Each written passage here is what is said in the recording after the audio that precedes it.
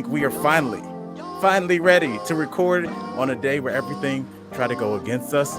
Didn't work because guess what? Guess where you are. You know where you are.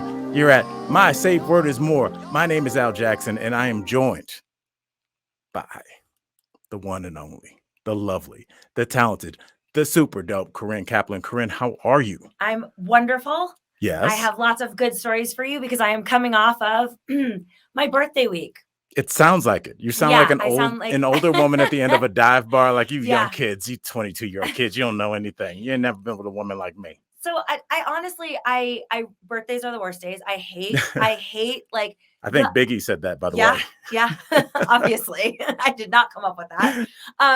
I really, really, really do not enjoy turning older. I didn't even really enjoy it when I was younger. And you kind of like, you're like, oh, I'm going to be 21. I was like, I'm already drinking. And so I was turning a big number and I am not happy about it. And I tried to kind of get off scot-free. And my little brother was like, no, I'm going to fly in. And so I'll kick it off with this your brother story. Who I met and I love. Yeah, he's wonderful. So we decided my friend Michelle was going to throw me not throw me a party because I'm way past that age, but she was like, can we please do something for your birthday? And I was like, I will go to the rodeo. And so we went to the National Western Livestock Show, which I've already been. It goes on for 2 weeks and I go multiple times. And it is a big deal here in Denver. It is the biggest deal. It's the best thing that we do. Would you say it's our Kentucky Derby? Yes, I definitely would. Okay. And if you don't know this, this is where I bought my alpaca several years ago. And so every time I go, my parents, most of my friends are like, "Oh, don't buy anything," because that's like my move.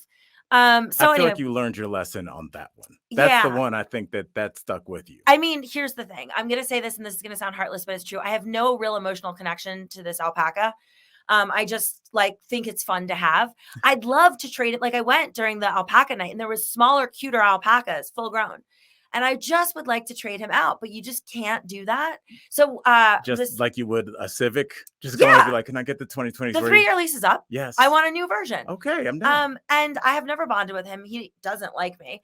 And so I would really like to trade up, and I'd actually I really like pygmy goats. Like I'd love to change lanes with the animal altogether. Funny enough, I was at my primary care doctor today and she always wants to see the holiday card. And if you don't know this, I do a very staged holiday card every year. This year, he was dressed as me and I was dressed as him. So anyways, she asked me to see the card. To be clear, not your doctor. I dressed as an alpaca. He dressed as me. He ended up just looking like he was wearing a toupee. I'm happy to throw this on our Instagram page. But nevertheless, she asked me, she goes, I told her it's really cheap. My alpaca costs $75 a month, which is insane because that's what it costs to kennel a dog for a night, right? With Muffin and the steaks and all the things. So she said to me, she goes, but what about his health care? Like what the vet visit? I go, oh, if he gets sick, he dying. There's no. We're keeping it real 1840s out here. Yeah, he's livestock, dude. So nevertheless, we go to the rodeo, and here's the story that I'm going to tell you. So when I was in LA 2 weeks ago, my best friend Matt is a huge Beyonce fan. And so even though she's been putting off her tour and canceling tour dates for a year now, he has been quietly successively buying merch for the tour. Yes. And so of the things that he bought, I know he's insane. So when I was there visiting him, he's like, so I got you some matching merch for the tour. And I was like, I don't like Beyonce as much as you do. I like Jay-Z a lot. Right. Beyonce. So anyways, they are teeny tiny little cowgirl hats in silver. They say Renaissance for the Renaissance tour on it. I'm going to show you a picture of exactly what I'm talking about. It looks like I'm wearing a nipple. Yes. I will also put this picture up. So I look ridiculous, right? It's a tiny. It's a very strange photo. It's a hat that you'd put on a chihuahua at best. Okay. Yes. So when we're entering the rodeo. Like a chihuahua that's turning 22 years old. That's the kind of, by the way, Corinne just got her beautiful cable knit sweater caught on the mic and then yelled at the mic like any good mom. Look what you made me do. Now give me another scotch. Exactly. Yeah. So, all right. So, okay. I decide. So when we're doing the livestock part, I didn't have the hat on, but then we're walking into the rodeo and I put the tiny hat on and all of my friends were like, oh God. And I was like, this is so fun. I walk in and immediately forget that I'm wearing the hat and run into a guy that I used to date. And I mean, I went on proving his parents right. Yeah, I went on 2 dates with him and it just fell off. I thought like, so looks wise, I would say he's top 5 best looking humans in Denver. He's beautiful. He's really, really good looking. I don't know the personality wise we clicked super well, but he's so hot. And like, here's the problem, Al. He was so clearly like, he even outright said, like, I am looking for a relationship. I would like to see you multiple times a week. Wow. And like, you know me, if it's not 6 red flags, Magic Mountain, I'm not interested. So like, I kind of ran in the other direction. Anyways, I see him and he's like, how are you? And he was like, and I'm like, good. And he's like, is it a special occasion? And I was like, not really. I mean, it was my birthday this week, but, and I just didn't realize this whole time I'm talking to him with this stupid tiny hat on my head. And so, he ended up texting me while we were at the rodeo and he's like, hey, are you doing anything after? Will you be wearing that ridiculous hat? And I was like, oh, I didn't realize I was walking around like that. Because you don't think you're going to see somebody you know at the rodeo. It's a big event. Yeah. You're a known public figure. You should assume somebody that you know or somebody that knows you is going to see you. Now, here's the thing that you didn't think about. Let's go on another timeline. He texts you at the rodeo. Mama's had a few drinks. Yeah. Mama's like, top 5 most beautiful. Maybe we'll give this one more run. You guys have your situation, but he's like, keep the hat on. You have to have the hat on. It's the only way I can perform. Or I put the hat after sex on his little penis. Like that's if you can do that, he's all right. I don't know. I've never seen it, but he's like 6'5". So I think this hat would be now, small as well. You also said something. You always say things that make me think of questions I haven't really thought of. When you say that you guys were dating, you said two No, that's wrong. That's a misnomer. We spoke for probably 2 weeks where he was like texting me every day. And during that time, we went out twice. He is such a nice human. Like he took me, most of the dates I go on are like, I'll meet them for a drink.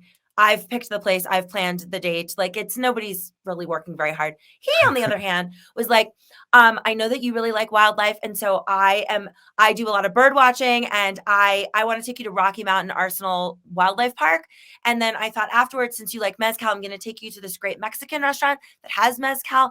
And so we were early. Like, can I still call this guy? Yeah. So we were early and he goes, he has a fishing boat. And he's like, I know you wanted to learn to fish. We're near a Bass Pro Shop. Would you like me to take you in there and kind of like show you around, like how you would go about? And he was so kind and so patient. And throughout the entire date, he was like, I just don't understand how you're single. I don't know how anybody would break up with you ever. And I was like, oh, I could give you an entire list of references of people that decided I was very breakupable with. I think that turns you off when somebody says that to you.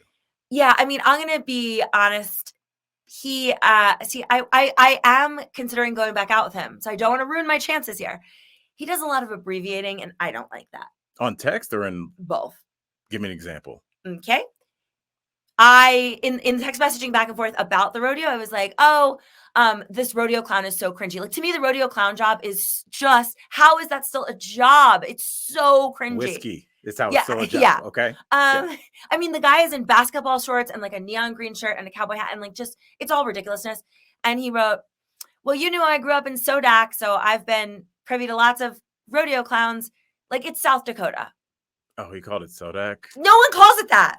Oh, okay. But I will say this in his defense, it is happening and it angers me too. You know what I'll see now is places that are trying to brand themselves. So they'll be like, welcome to the Sobe Apartments. And I'm like, do you mean South Broadway in Denver? Yeah. It's only Soho can really get away with that. You know, it's like you can't just. And by the way, Sobe is South Beach. Yeah, exactly. It's not even what they're going for. So I feel you. I just feel like. Well, it's okay. Like, so now that I'm going all the way, I feel like, I meant to say Sobo. If this guy ends up listening, I think you're wonderful. And you sound like it. But way here's to the yell other it at thing. him. I think you're wonderful. I said it. Fine. You heard. Do what do you mean to tweet it? So I'm going to change his name slightly so as not to sell him out. But he also, when I first met him, I was like, oh, you know, your name is Dan. Do you go by Danny or Daniel? And he was like, his last name is Lewis. He goes, I generally go by D-Lou. Oh. I'm trying to remember the fake first name I just gave you. Yeah. And I was like, I was like, well, I won't be referring to you as that. So like he abbreviates a lot of things. Okay. But and that rounds out all of the negatives. He's otherwise like an amazingly nice human with a good job and like a kind heart. And I made no effort to keep this ball in the air. But is this a white guy or black guy? Wonderful question. Both. All right. There we go. Yeah. There goes the D-Lou. Yeah. All right. Yes. We're getting to the bottom of this case. Yeah, and weirdly, like when we went out on our first date, he was like, "I just want to really thank you for taking a chance and going out with a black man." And I was like, "Are you?"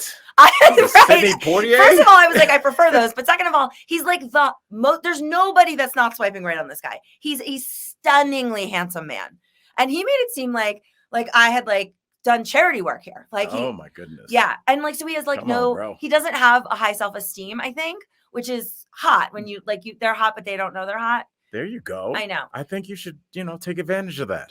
Well, if the tiny hat didn't ruin it, I might bring He texted back. You after the tiny hat. If you had the tiny hat and you guys had a pleasant exchange, and then you were like, "Let me text him," and then he didn't text you back, we'd be spending another 20 minutes on the tiny hat. But the tiny hat clearly just like you know what it did. It made you stand out as somebody trying to have fun and to see if people trying to be serious at a rodeo show. It's like, yeah, somebody's just having fun out here. This is what's up. We were giggling about the hat we were trying to enter during the national anthem. And so I was just like kikiing with my friend Michelle. Like we got stuck in the galley, you can't move when the national anthem, whatever. The bullpen part, yeah. Yeah, whatever. It's fine. And we had shitty seats. And when we start going to the seats, all of a sudden I hear my friend Michelle like, "Oh, why don't you say that again?" This guy was like, "How are you going to talk during the national anthem?" And I was like, "This is a fully sold out rodeo. It's loud as shit in there. Like, it's not like you could hear a pin drop and we were at a funeral." Like the fact that he reprimanded her in front of his kids. And so she was like, she really wanted to do something about it, but the kids were there. So she was trying to like de-escalate. I mean, I don't know. It didn't feel like she was de-escalating, but she was, when we sat down, she's like, "I'm gonna get up and say something again." I was like, let's not. He's with his tiny children. But anyways, that was beginning of birthday extravaganza. But what I wanted to say is that obviously I have like a real problem with aging. I've talked about that many, many times. When I went to lunch with my best friend and my best friend's mother, who I grew up with, I got there first and the waitress came over to the table. And I thought for sure, my best friend Julie, I thought for sure, she's the one that roofied me. We'll go back to the last episode. She's a wonderful influence on my life. I thought for sure she had called ahead and told this waitress to say this. But she didn't, it turns out. So the waitress comes over and the waitress is young and very pretty, which has already got me set off. I'm already triggered, right? Give me the old bag, waitress. We're looking at 12% at this point for the yeah. So, but then she comes over and she goes, "Oh, do you want to wait for your friends to get here?" I said, "Yeah, they're, like 5 minutes out." She goes, "You want a drink?" And I'm like, "Let me look at the menu." And she comes back 2 more times and she's like, did she flip the menu and say, "You can order from this side now"? No, she did not. She did the opposite. She came back 2 more times and she's like, "I'm so sorry. You are so captivating looking." She's like, "How many people a day tell you look just like Charlize Theron?" And I was like, absolutely no one in my entire life. And I was so certain Julie had paid her to say this to me because A, I don't look like Charlize. B, that's the highest. Do I look like her in Monster?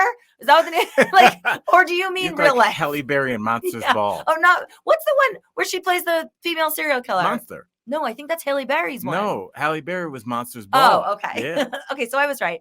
Oh, that Ambien rattled brain. So anyway, she tells me I look like Charlize, and I am like, I thought for sure I was being punked. I don't look like Charlize. And then, so Julie and her mom sit down and I tell them, I was like, did you call them and say this? And Julie's like, "No, I certainly didn't." And then Hillary, her mom's like, "Let me see a picture of Charlize." She's like, "Yeah, you kind of do look like her." I was like, all right, now I know everyone's just fucking with me. I mean, I think we have to do a side to side and see. Poor Charlize. I'm sorry, Charlize. I know that this is not. Corinne, you're attractive. I'm certainly not Charlize Theron attractive. Okay. I was like, okay, that's true. I'm not saying you're not her, but nobody is her. So that's like a weird thing. It's like you can do a 360 dunk. Well, I'm not LeBron. Well, yeah, but you're still really good at basketball, So yes, that's a good thing. Okay. And so one other birthday story I will tell you is I was actually at one of my good friends' going away parties. And at said party, it was at Mile High Spirits, which if you don't live in the Denver area, which many, many people here are listening, do not. And that's fine. We are actually closing our doors. We are busy enough. We don't need anybody else moving here. Stay in your respective states. In any case, we go to a Mile High, and Mile High is my very favorite place to go trolling for youth. There's a lot of youth there. They're into older girls. I don't know why that is. And it's I feel like this is going to be being played back not by our listeners but in court. Yeah. It's my killing zone. So wanted to have her going away party there, I was like, oh my God, I can't believe someone else will go there. Because anybody I ask normally is like, that's insane. It is all 21-year-olds. And I'm like, I don't mind that. It's fine for me. And I have to say that yes, I have high self-esteem, but like I still am self-conscious about my age. And you'd think I wouldn't want to go somewhere with a bunch of young girls. But again, I've said it before, Denver, I'm sorry, you have very unattractive women here. They all can't dress. They don't have good bodies. They're all tatted out the wazoo, like to a point where everyone looks the same because they all have the Conor McGregor tattoo and a sleeve. So nobody stood out. I stand out because I don't have any tattoos. So anyways, I'm there and all night long, I'm looking, all I do is skim for the tall, There we go. Yeah. And I'm seeing nothing, a lot of nothing. And I'm thinking about leaving. So I call my Lyft.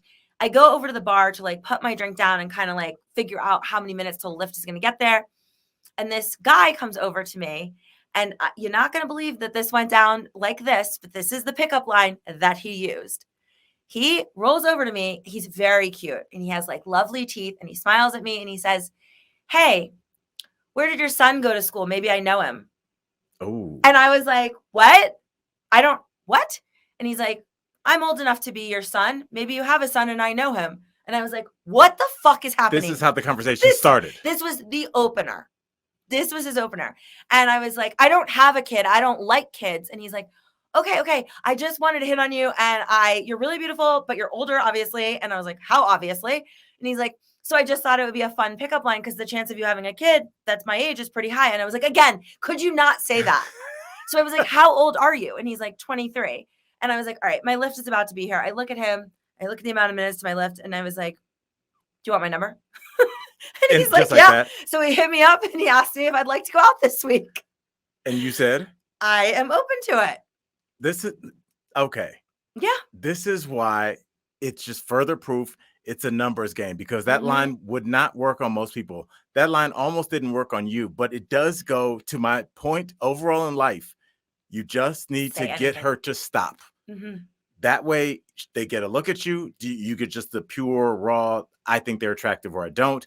And hey, that took some balls to say that. Kind of charming or gross, stay away. But at least they stopped and looked at you. If you just tried the weird cat calling, that's something else. That's something else. So if I may, I am a little different maybe from traditional ladies in that I really only care how tall and good looking you are. I don't care about much else. So he really could have said anything. It's just the fact that he's hot. I mean, I did not like that pickup line. If that pickup line came out of the mouth of an unattractive person, I might have slapped them. But this guy's hot. It's a slappable line. Yeah. It's a slappable line. Yeah. And that's how good-looking people skate through the world. They just don't know that, like, the things that they do get other people, like when 3 hot girls cut in line at a nightclub and they're like, "Oh, sorry, are we standing here? I guess we are. Sorry, fellas."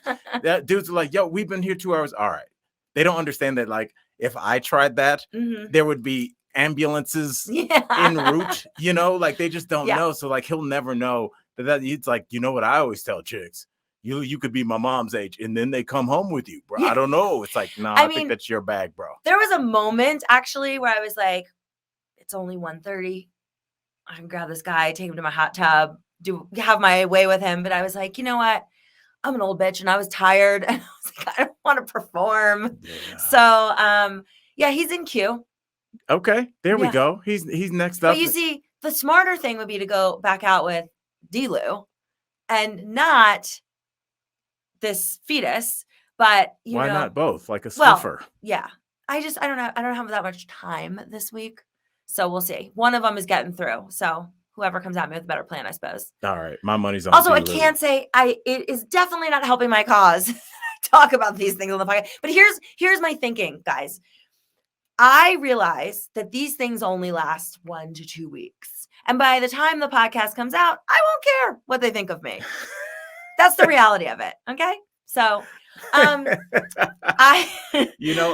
lot of people, they will hear what you just said. And it's like, they'll be like, I would never say something like that. But they would never say, I've never thought that. You say the things that people think. And that's why I think you resonate. Because after a couple weeks, but it doesn't matter that much, because you might think, wow, if you and I are kind of like for 2 weeks, I had to ghost Corinne. You might be thinking I had to ghost Al. we're living our own lives. Mhm. Everybody thinks that like if you date somebody a couple times and then you don't date anymore, like you walked away from them. That level of commitment isn't there yet on Yeah. either side, and neither side, unless some words are said where there's a mutual agreement, like, "Hey, man, we're not using the condom anymore. Let's like have this Right. convo."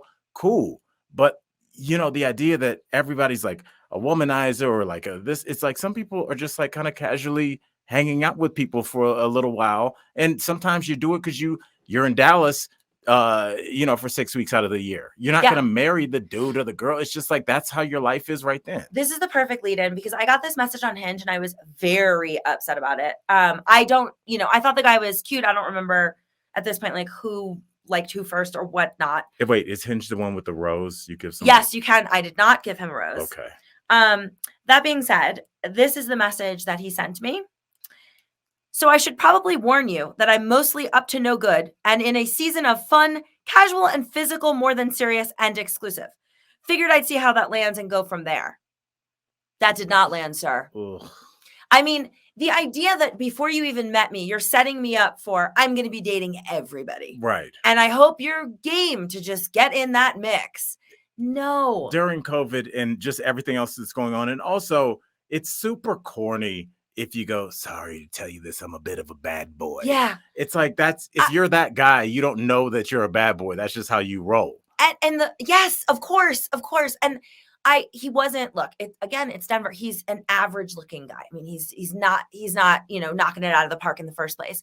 But like the idea that like, I'm fantastic and you almost got the chance to go on a date with me where you could have decided that even if you were dating lots of other people, I was the big winner, but you shot yourself in the foot. Now I'm not even going to go out with you. And I feel like if I did go out with somebody who said that, the presumption there is you have signed up for me to treat you terribly. That's not the presumption. That is the contract. That's what he's saying. Yes. Mm-hmm. And I mean, again, just like with the ridiculous pickup line, you're like, absolutely not. You're telling me if he sends that to 100 women, 9 aren't going to be like, yeah, that's how I'm living too. Or I want to be a sub or whatever kind of situation. Perhaps he finds somebody else who's fresh off a divorce that wants to have fun or whatever he's selling here. I don't know.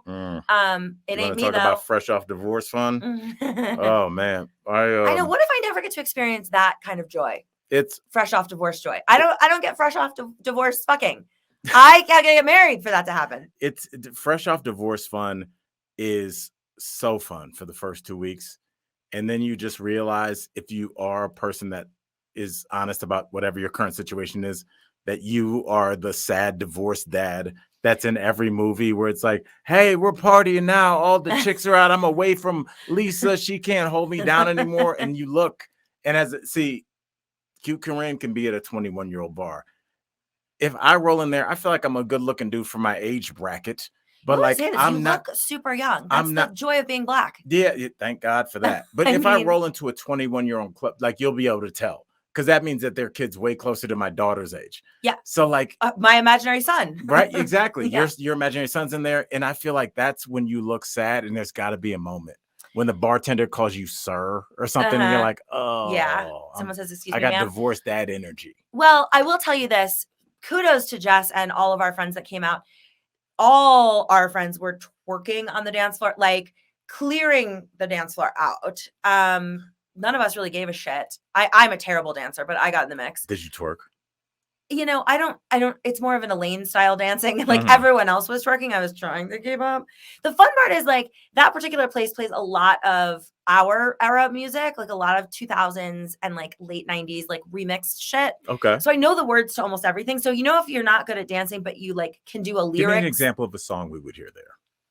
Well, everything from like old Jay-Z, White Album, Black Album. I always screw this up, right? Because they had the overlay with the Beatles. Beatles has the White album. He has the Black Album. So they mixed it together. Yeah, that was my favorite. Yeah. But like lots of mashup stuff and lots of, they'll go from like Shania Twain to, to Nirvana to but they'll have it like mixed up just for a fun night out of dancing and kicking it. Yeah. In fact, when we got there was electronic music playing, and I was like, I have to speak with somebody. But then they quickly changed that out.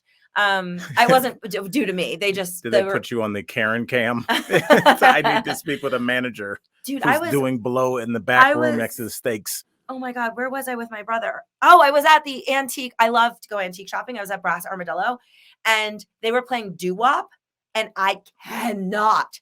I mean, I hate electronic worse, but doo-wop is terrible. And I was like, looking at my brother, I was like, I'm just gonna see if I can talk to someone. He's like, you can't ask them to change the music at the antique store. They're trying Please. they're trying to push a vibe in there. He's like, look around. We're the only people here under 60. They like doo-wop. What do you think it was gonna be in there? Like East Coast 90s Country, gangster like Cameron and just yeah. I didn't think they were gonna be playing Outkast, but I thought not that.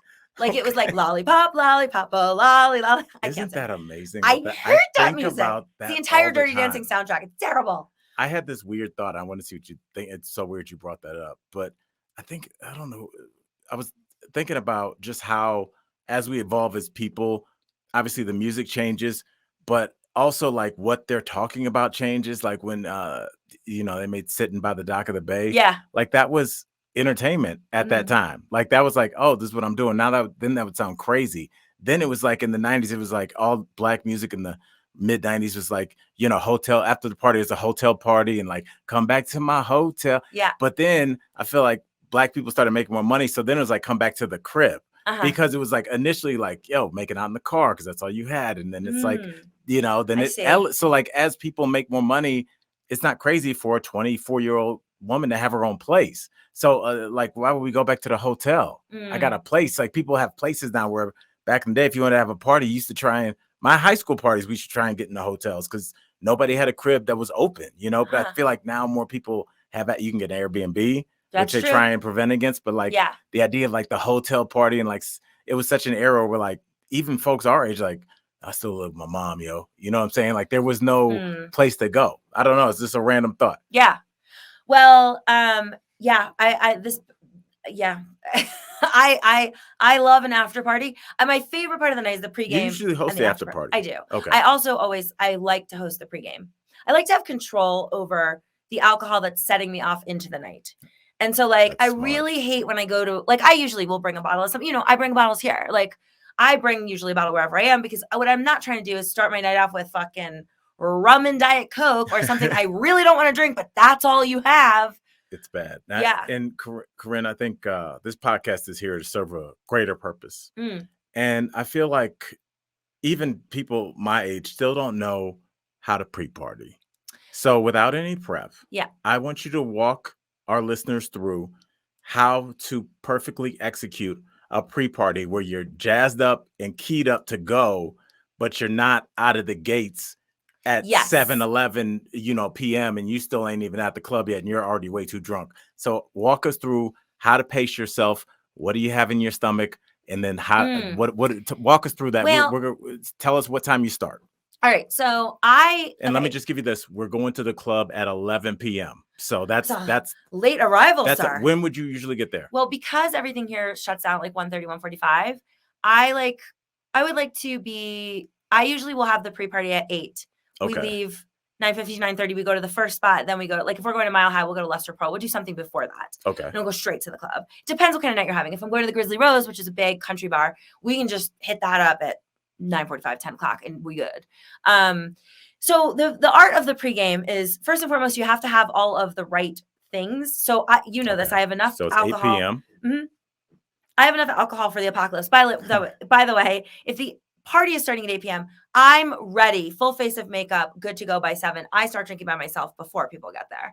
Okay. I have to drink a lot to stay on the same level as everyone else. So it's just, part of being me. Just mama's drinking scotch in the mirror, doing makeup. There we go. My best friend Matt and I call it a personality drink. Like I have to have a drink before the drink so that I can talk like a human during the pregame. I get you. And like, I don't want to be stressed about like, do people have their shoes on? Like whatever.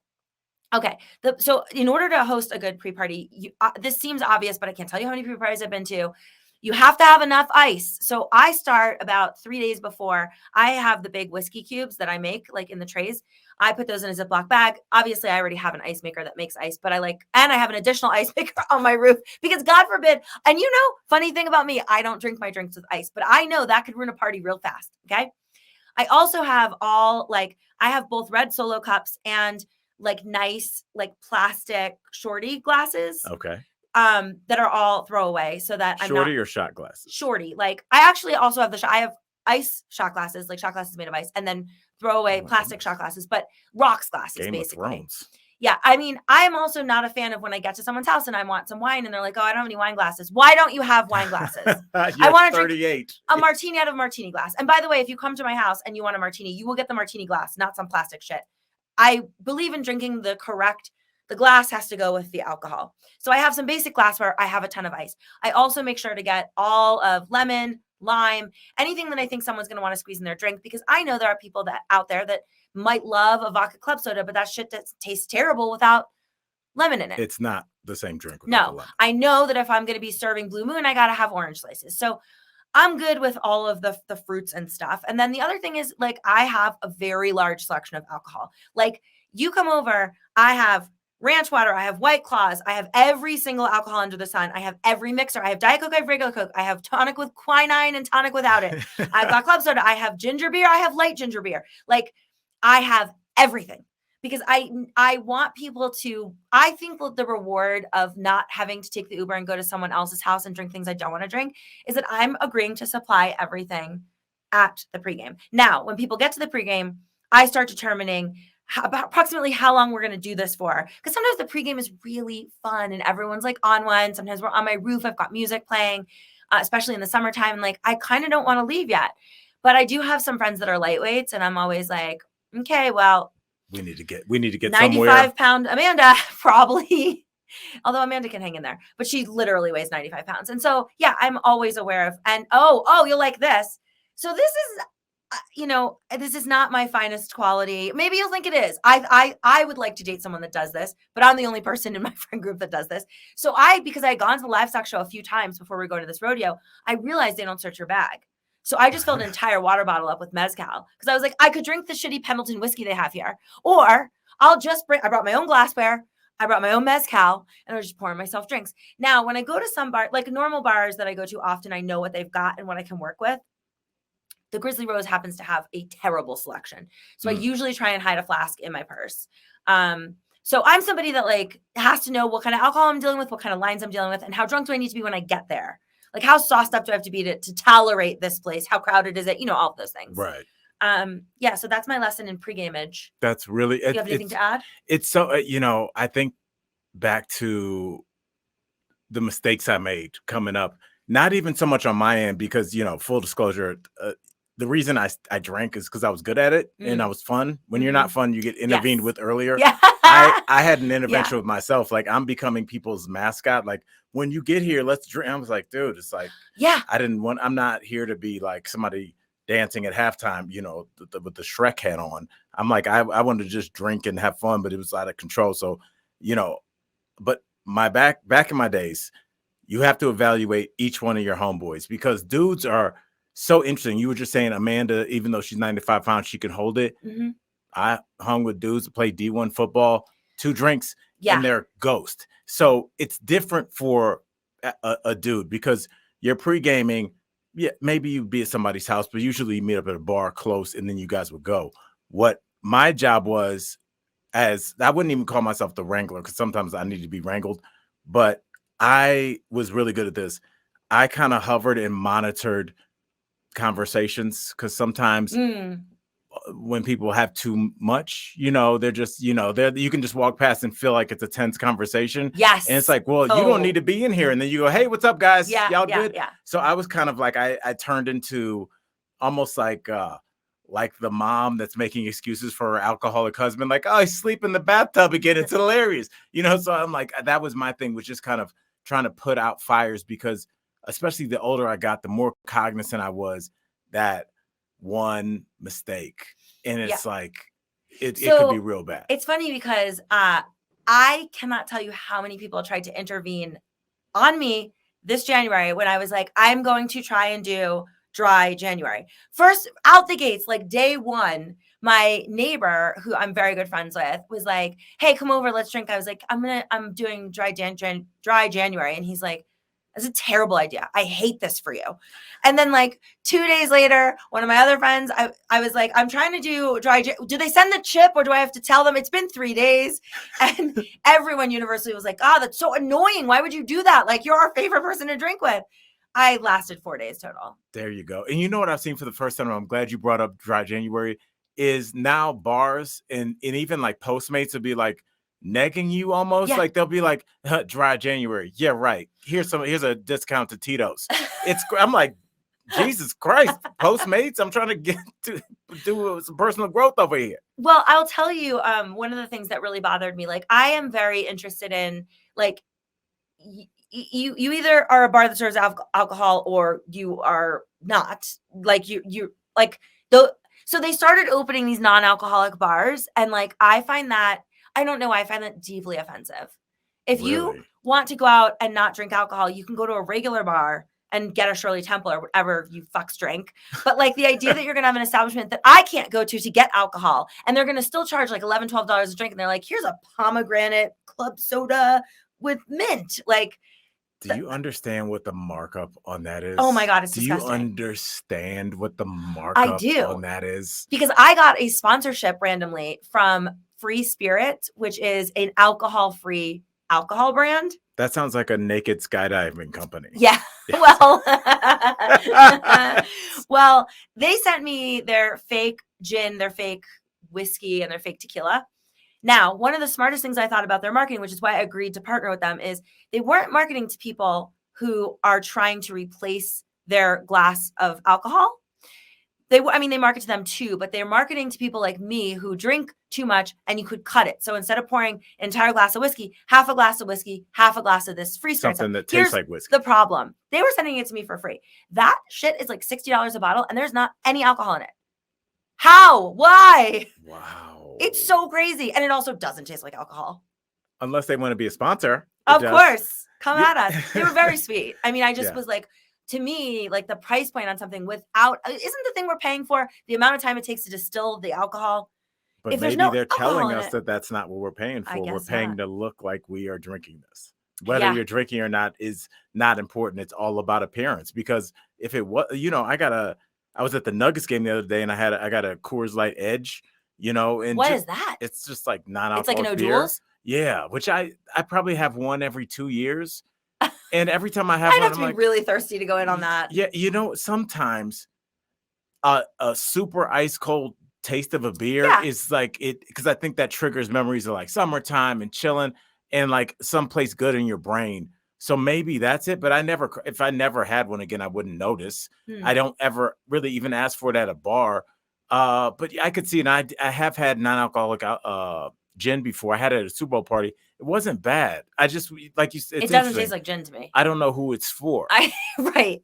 I mean, yeah, I process alcohol so fast that beer to me is non-alcoholic. Like somebody bought me when we were at the rodeo, one of those like large Topo Chico things, ranch water. That's it. And it was just, I was just hydrating basically. I never was a beer drinker because it always felt like it's like a part-time job. It's so much to drink. Yeah. You're like, dude, I can't do this right now. Yeah.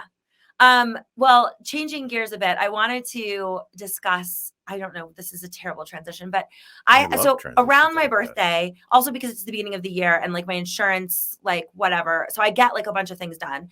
And so my derm, I know I've talked about her before, but she has 0 bedside manner. She has like all 1-star reviews. She's a really good dermatologist. I'm semi-obsessed with her though. But she's Frau Verbissina from Austin Powers. Like she looks like her, first of all. She has that short haircut.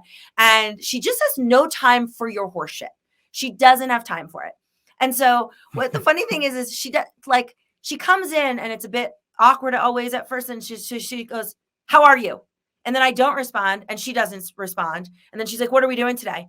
And so I was there for like a mole check because Survivor has ruined my skin. What do you mean? Like I do like for skin cancer. Oh, Jesus. And they almost always find something that has to be biopsied and removed. But nevertheless, I say to her, I was like, look, I want to take the background noise down on my body. Like, so whatever you can freeze off, like any mole, anything that you see, because not everything can be frozen off. And she's like, yeah, you have some things I can freeze.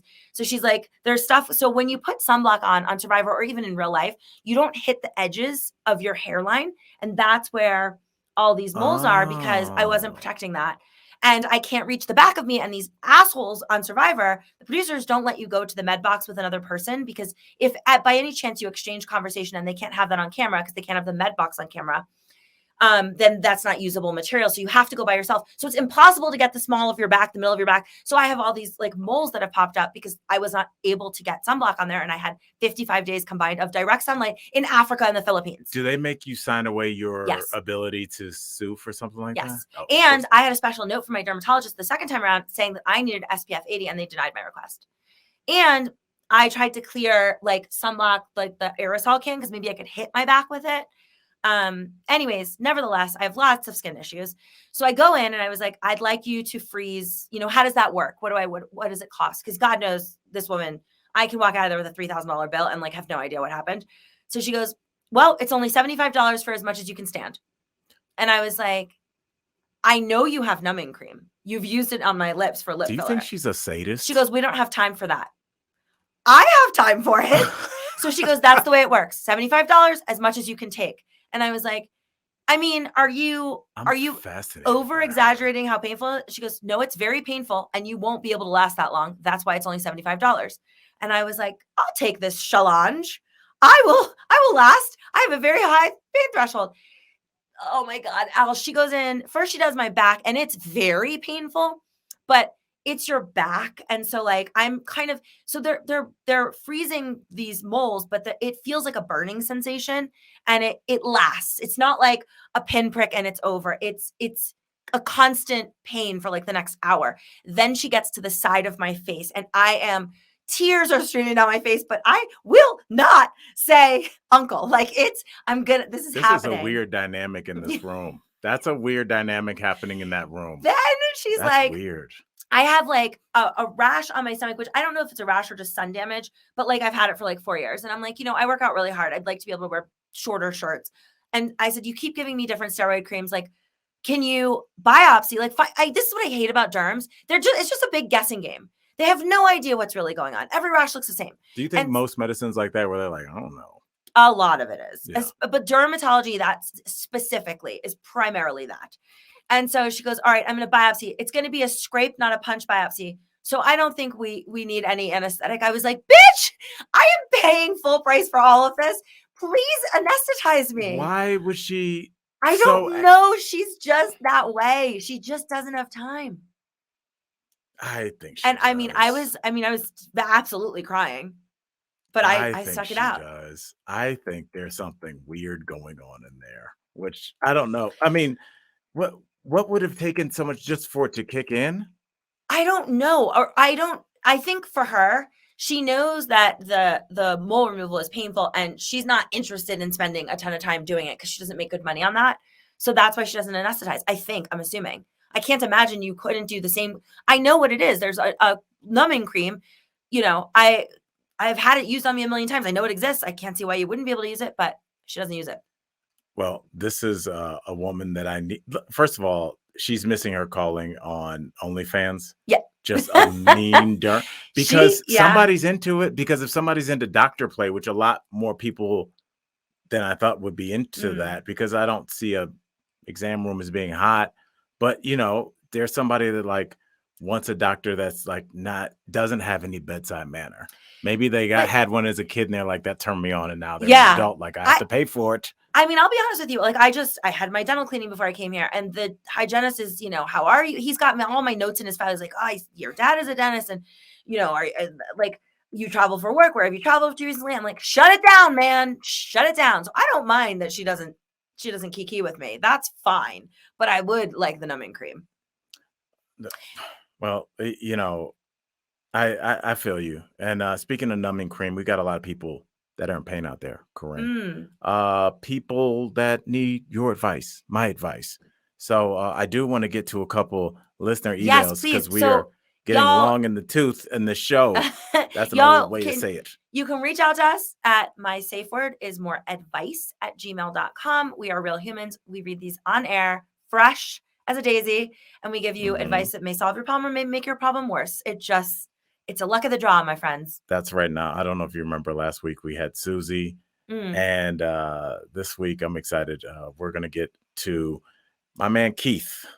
He writes, he says, hey, Corinne and Al, I'm Keith from Singapore, and I'm a longtime member of Corinne's esteemed internet cult. Aww. Oh, I'm Look, part of that cult. I've got my tentacles in Singapore. I love that. That sounds like a movie that that gets found on your hard drive. Just wanted to start off by saying congrats to the both of you on your new podcast. Thank you. Thank you. I can't wait to listen to it. It's out now on all streaming platforms. I can't. And he says, and Corinne, I want you to know that I genuinely believe watching you on Survivor Gabon when I was like 12 years old was life changing for me. Take that in. That's dope. Life changing. You changed somebody's life in Singapore, dog. Yeah. I changed my own life in Gabon. Yeah. All right. Because that was the first time I'd ever identified with somebody so strongly. Watching you validated my own general hatred of stupid people, and it's been part of who I am to this day. So I thank you for that. Oh, I'm honored because I was surrounded by a lot of stupid people, both seasons actually. There we go. Yeah. All right. Well, he goes on to say, anyway, on to the situation at hand. Sorry if the email's long. I thought you might appreciate a little juicy context. We do. We prefer that actually. It's easier for me to give you advice if you give me all the context. And I just like they refer to it as juicy. All right. It's like an old black woman in the break room. Well, come over here. I got some juicy. Tell you what happened this weekend. All right. Now to begin with, I'm a 23-year-old gay man with crippling daddy issues that have plagued me pretty much my entire life. I've learned to embrace them rather than be a victim of them, and have accepted the fact that I will always want to be in a romantic relationship with a much older man, much is in all caps. Jeez. I mean, it feels like that might be what the guy that picked me up at Mile High is saying, but go on. Yeah, and also, like, is it that bad? He's talking about like it's an autoimmune. I have resigned myself. I understand. It's great. That's what you're into, dog. Anyway, on my travels last year, I happened to meet a man from England off Grindr. So you didn't happen to meet him. No. You made an account. Him out. Yeah. You made an account and you swiped. And God bless you. I was feeling really depressed after a breakup and decided I wanted to rebound. Based on his profile, he seemed like a regular older guy, salt and pepper hair, 6'3". Corinne, I know you'd appreciate that height. Sign me up. Yes, and he says he loves it too. You guys really are kindred spirits. And slimmer than what I usually like. The only two words in his bio were "by divorced." And he was also 54 years old, which is in bold. Jeez. It'd be okay. You do that if it's like 154. Okay. So I have never met a 54-year-old white man that looks good. White men age like melted candles. Brad Pitt? Oh, I haven't met Brad Pitt. Funny enough, Brad hasn't slid into my DMs. But like even guys I knew that were hot by 54, and I'm saying exclusively white men. Black men, this is not a problem for. But white men cannot keep it together. So anyways, all right. I am surprised to hear this. Go on. All right. He continues. After a little contemplation, I decided why the fuck not. So he comes to pick me up, drives me to his place, and everything's going fine. Until we walk into his home, and guess what's the first thing I see when I walk into his living room? Pictures of the kids? An entire cabinet filled with recent family portraits of him, his ex-wife, ... and his two kids, who just so happen to be my age. Now that's in all caps. That should be in all caps, not 54 years old. Yeah. We get to talking and he tells me that his kids are in college and grad school and that he was close to them. The worst part is the more he talked about how much of a great dad he was, the more hard you got, the more low key turned on. I got. I called that. Okay. Yes. After a little more, I'm the opposite, by the way. I had an ex, like one of my like very long term exes when I was in New York, who had he had 5 kids when we were together, different baby mamas. One kid I didn't even know about, and I never had to hear about any of them. He was a deadbeat dad, and I loved it. I was like, this is great. There you go. I mean, he paid whatever he was supposed to pay, but he never saw them. Every lid has a pot. Yeah. I think I said that backwards. Who cares? All right. Okay. So that really turned him on. After a little more talking, we proceeded to have the most incredible sex I've probably ever had in my life. Well, you're 23, and if you're playing in the sandbox with other 23-year-olds, it would stand to reason that they don't know what they're doing yet either. Good point. Although I wonder how long this guy was married for. This just brings up something. I was hanging out with my ex who asked that I never say his name on the pod. I won't. And I was saying to him like how we're just friends now, and how when we first met, he was so outrageously gifted in the bedroom that I was like, oh, this guy has probably been with so many women. Like, you can't get this good Right. without a ton of practice. And he was like, that's really unfair. Like, perhaps I actually just care about pleasing the woman. Like, it doesn't mean, and he's like, you've hooked up with NBA players. They've seen a ton of girls and they're not good in bed. Like, those two things are not correlated. So anyways, I say all this to say that this guy could be very good and talented just because he worked really hard at it. That was a great point. Thank you. That was a Go great on. point. No, I'm saying he made a good point. All right. All right. So, I mean, all right. So my man starting to own it a little bit. Let's see. Where are we? Okay. So, by the way, the only thing that bothered me about what he said is when you throw the word probably in there, it takes a lot away. Like, Corinne, I saw you last night and wearing nothing but, that robe, and you're probably the hottest woman I've ever seen. It's a real discounter. It's still a compliment, but just to probably just like it smashes a little bit. Well, it's probably a compliment. Yeah.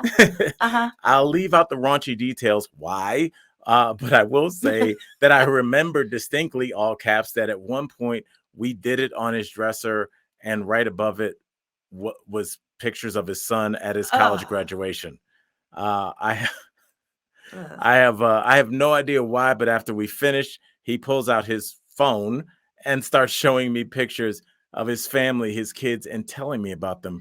It was kind of nice. This is a real mood killer. And he even says like that. It was kind of nice, although this was literally like 3 hours into meeting each other for the first time. So I was a little shook. Anywho, this guy and I actually got along pretty well, and we met a couple times more after that before I had to leave. He was always very nice to me, and it never got weird or felt uncomfortable despite the huge age difference. I definitely caught feelings, respect for being honest about that, for him at one point, and we very obviously liked each other. But he had just recently been divorced and has never been in a gay relationship and wasn't really ready for one. So I never really got anywhere. And he was like obviously anxious at the idea of potentially telling he was obviously anxious at the idea of potentially telling his kids that his new gay lover was their age. Oh, okay. God. I can see. Oh, that's rough. There's levels to this. Uh-huh. So we kind of left it at that, and we've kept in touch ever since. I'm meeting him again next year, and I guess you got plans. I can't even make plans a week out. Next year. Is that on your calendar? This is the worst. Is like I have like there are some men in my life that like are like, oh, like, do you want to take a trip? You know, what are you doing? Like maybe March. And I'm like, I could have a boyfriend by March. By the way, I never have a boyfriend. It never happens. But I'm always scared I'm going to make plans with somebody and then I'm going to meet this wonderful person. And then I'm going to have to be in this situation where I have to like cancel the non-refundable trip or go on the trip while I only have the bandwidth to like one person at a time. Right. The idea that you're making plans a year in advance really speaks to the idea that you do not plan on getting in. You're like the guy that sent me the Hinge thing.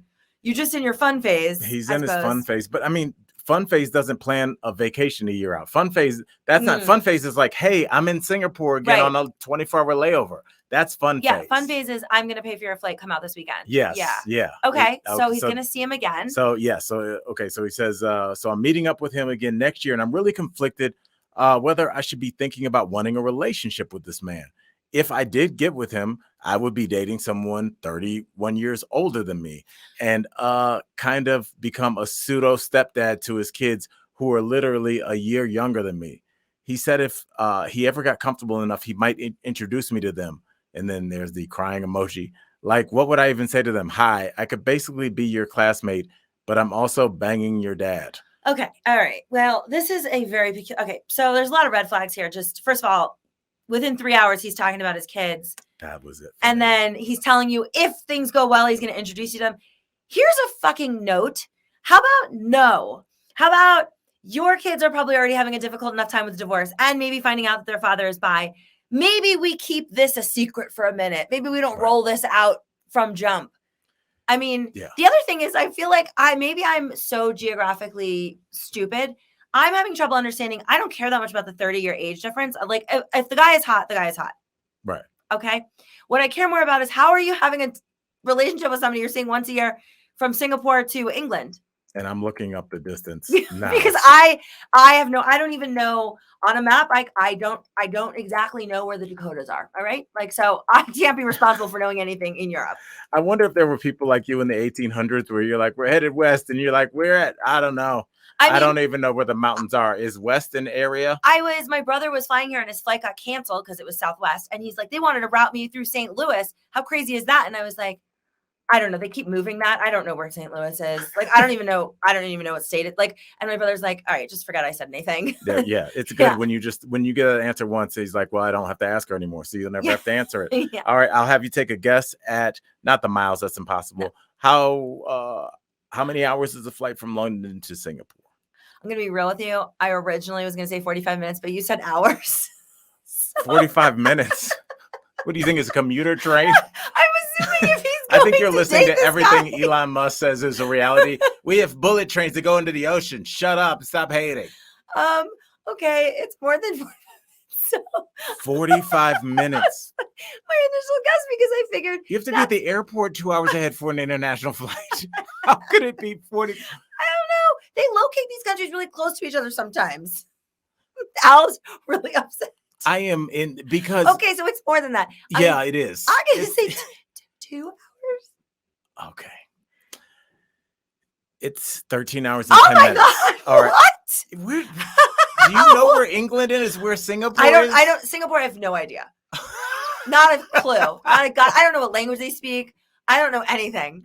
Yeah. I know this. My company, I went to some meeting and I greenlit our products in Singapore and I had no idea what I was talking about. And now I really know. I mean, do they have a prince? Do they have a president? Probably a prime minister. I don't know anything about Singapore. Yeah.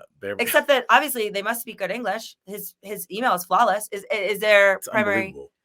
They speak Singaporeese? Singapore. The only thing I know really about it, my boy Forrest Shaw was over there and he said it's so clean, it's like weird because they don't mess around with that. I know this. Like it's clean. I know this one fact about Singapore. I'm pretty sure it's Singapore. You're not allowed to bring gum into the country. Right.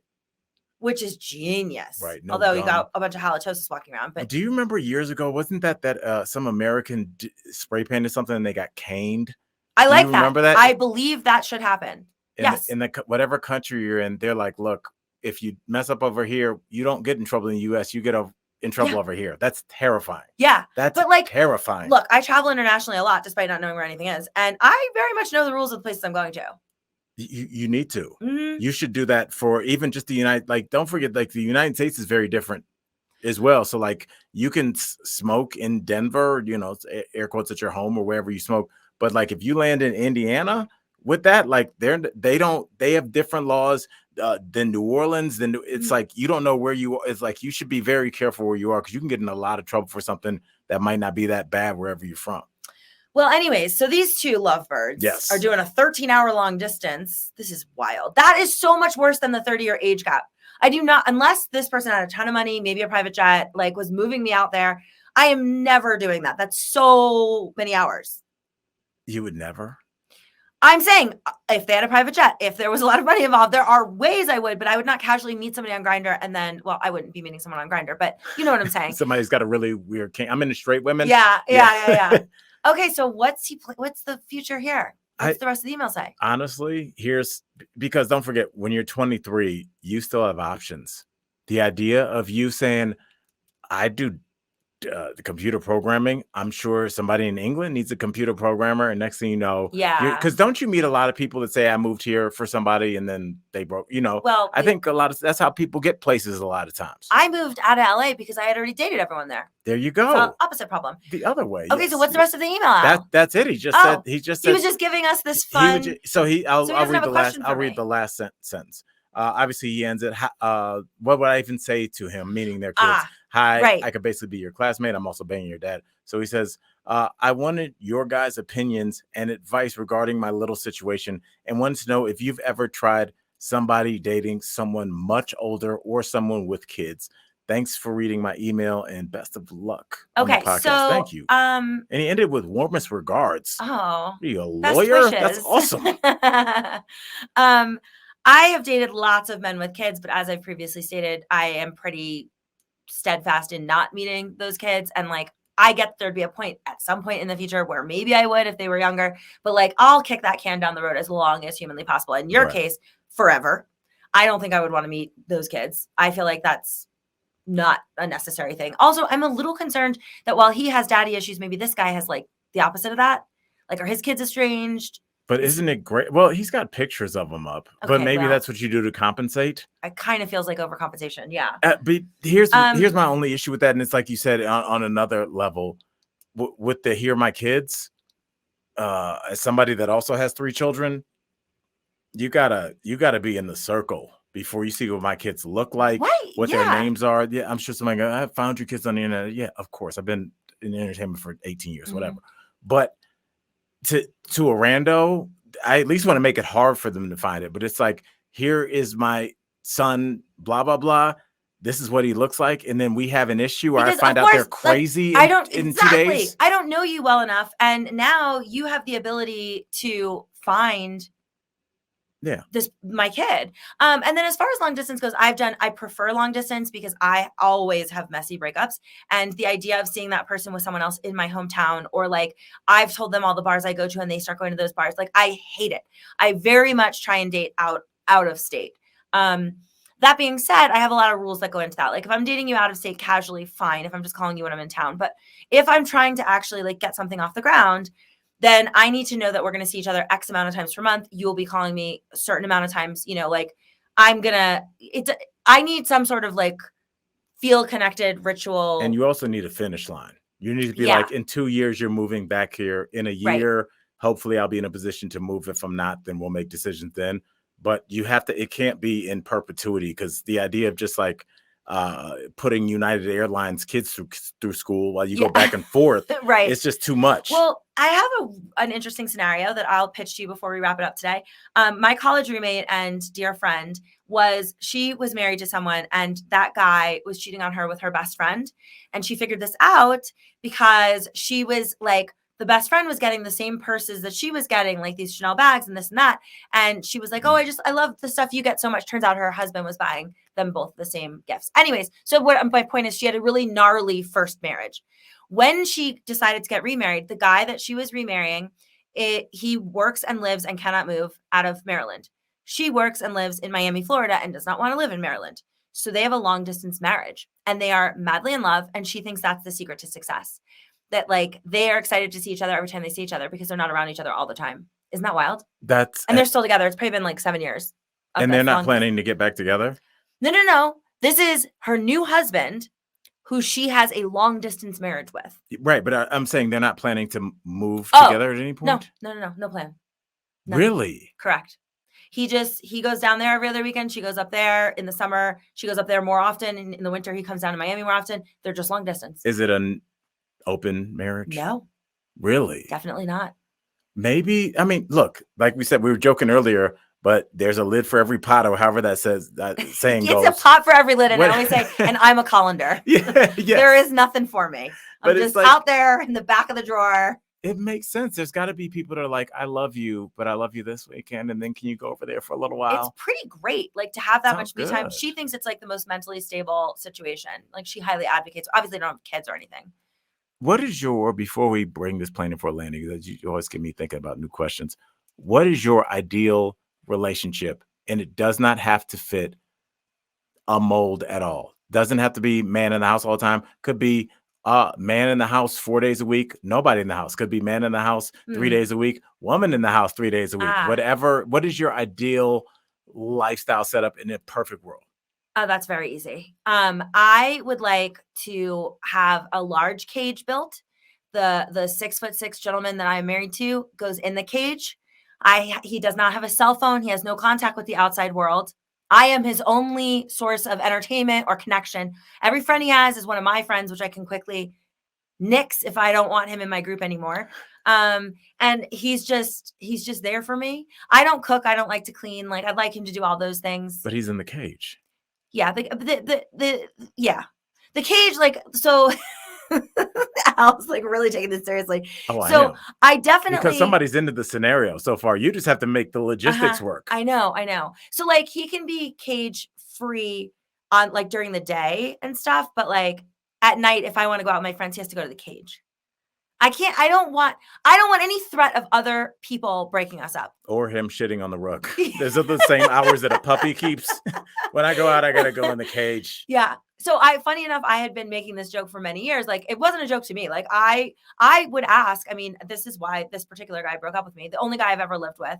I was very controlling, and I believe you shouldn't add any contacts to your phone unless I have approved said contact. Oh my God. What are you, NASA? Yeah, so he would come home and then I'd be like, let me see your phone. So I would see like 1,191 contacts. I'm like, you added a contact. Who did you add? Yeah. And I think he got real tired of that shit. He was driving cross country, and because he lived in Miami, he was moving in with me. He was driving cross country. And when he got to Vegas, he had 2 girlfriends from college that lived in Vegas. He's like, I'm gonna spend the night at their house to break up the trip. And I was like, the hell you fucking are. And so he's like, I don't understand. Like, you want me to sleep in the car? And I was like, I don't care, but you're not sleeping. So I made him, like, I had him verify that he was staying in his vehicle and not, yeah. And like that kind of stuff that wears on a guy. So I've tried to clean up my act with that, but I'm a very jealous person. And so anyways, I actually have a friend of mine sent me, it is a bird cage. It's a cage chair, and it represents the cage that I'd like all men to get into. First of all, I'm sure that there are men that are living cage lifestyles already. You think? Dominatrix. What do you think? They got to stretch those hours out. I just want you to only be dependent on me. You should have no contact with the outside world, like a JC Dugard situation. If I could have a tent city in my backyard that no one knows about, yeah. There'd be a lot of people that are into that. I swear to you, there's a billion people. You don't think that there'd be a bunch of dudes that are like, I want to be a kept man that is used for almost sex only, exploited, because look, every relationship is a power dynamic. That's just the one that they choose. You can have any opinion that you want about it, but some people want to be super dominant. Some people want to be submissive. Sometimes it's fluid. But in this situation, it's a fixed, dominant sub relationship. You have it laid out. I'm not into, I've done the, like, I'm going to say domestic abuse. That's not what I mean. Like the whips and stuff. And I don't really like that. I mean, I don't like hurting somebody else. I want all your attention and all of your time. Well, that's if you whip them, you'll have their attention. Yeah. Like, no one's ever been whipped and been like, I don't care. Maybe I should look into shock collars. I don't need a cage if I'm monitoring that you can't leave the home. That's really all I want is but also you can't be hollering at anybody. Nothing. I don't want you to have a Facebook. Nothing. You sound like your an only abusive thing. Dude. That's like, what are you wearing? Lipstick to the grocery store? You're gonna have. What are you gonna sleep with the cashier? Yeah. Is that why you're putting on a shirt? Yeah, but again, there's a lot of people that are into that. There's a lot of people that are into that. We're gonna put this in. Are they hot people, or they're just? I believe so. Trolls that are into that. Well, look, if you're hot and you're tall, and you live in one of the 15 states I cover for work, and you're interested in getting in a cage. Yeah. Come. My safe word is more advice at gmail.com. Or better yet, holler. Email my safe and send word a picture. Is more. Yeah. Not of your dick. Just of your face. Especially because sometimes I open these emails, right. And you don't want to do that to me. Now, would it bother me? No, I don't care. But I just don't want to see that because it's like I probably have other stuff to do. So like I probably have a Zoom call with my manager right after that. I'll be like, why would you choose that angle? Yeah. Like, dude, why would you shoot down? You go up. Right, okay. right. Yeah, you want to use the symmetry. Well, on that note, I want to remind you all that we now have an Instagram, and you will be able to see pictures that we're referencing about the podcast on the Instagram. It's just my safe word is more. That's the handle. And you'll be able to see pictures of my robbery. Yes. All the things we talk about, we're going to put on there. Yes. So just give us time. We're 2 people with complex lives and jobs. Yeah. And we're trying to find a cage guy. All right. Yeah. So help us out. Email us. If you can't find a cage guy, that's all right. Do the second best thing, which is just showing love by supporting, obviously, the show, which you already are by listening. Thank you. Rate and review. Yes. 5 Only stars. Good reviews. If you got something bad to say, turn the podcast off. 5 stars. Asshole. Yes. Yeah. All right. I kid. We only have good reviews so far. Thank God. Exactly. Well, and with the incentive like you just gave them, I'm sure that's going to come to a screeching halt. But if it doesn't, if you still like us, and we know that you do, reach out to me at Al Jackson on Twitter, at Al Jackson 24/7 on TikTok, and you can find the lovely Corinne Kaplan where? At Corinne Sanity on Instagram and Twitter, and at Corinne Kaplan on TikTok. Guys, you know what time it is. My safe word is more. Puff of smoke. We out. Bye, guys.